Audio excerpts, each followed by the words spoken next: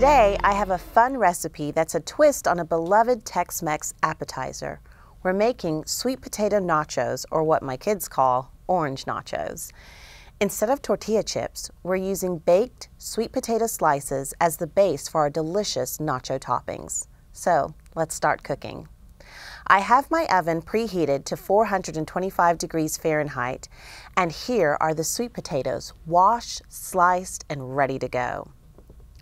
I used a total of 3 medium sweet potatoes, which is about 2 pounds. I've sliced them into 1/4-inch slices, but have left the skins on them. First, I'm going to toss them with some oil and spices. I have 1 tablespoon of olive oil,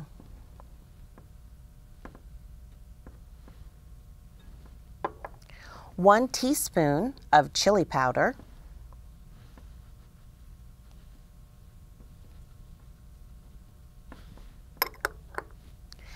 and 1 teaspoon of garlic powder.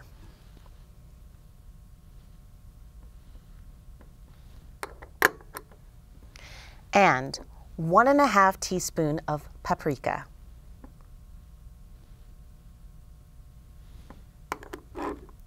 I'm going to give those a toss with my hands to make sure all the slices are coated.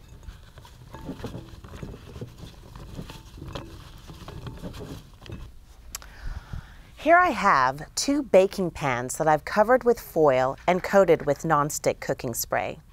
This will make for easy cleanup later. I'm going to spread the sweet potato slices evenly on both pans.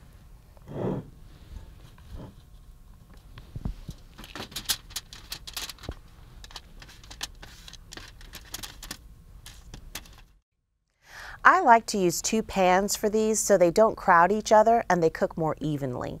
I'll pop them into the oven and bake for 10 minutes, then flip them with a spatula and bake for another 5 to 10 minutes or until they're crisp. Our sweet potato slices are done baking and they look great.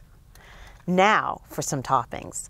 I have 1/3 cup of canned black beans that I've already drained and rinsed.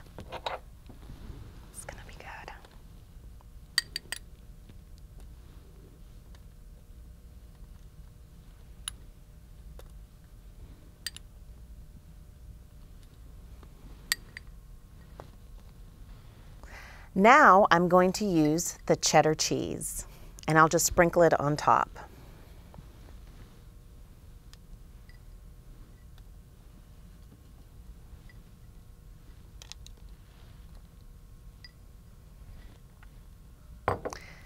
Sometimes I like to use pinto beans for this recipe too.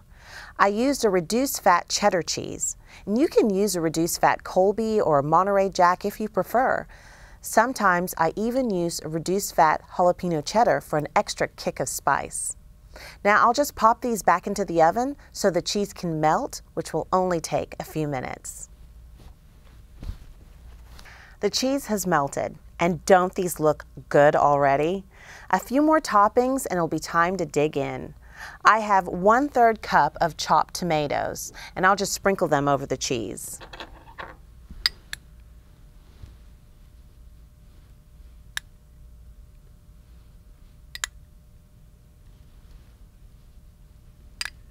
If you don't have fresh tomatoes, you could use canned diced tomatoes instead. As with canned beans, remember to compare food labels at the store and choose the product with the lowest amount of sodium, and drain and rinse them in a colander before using.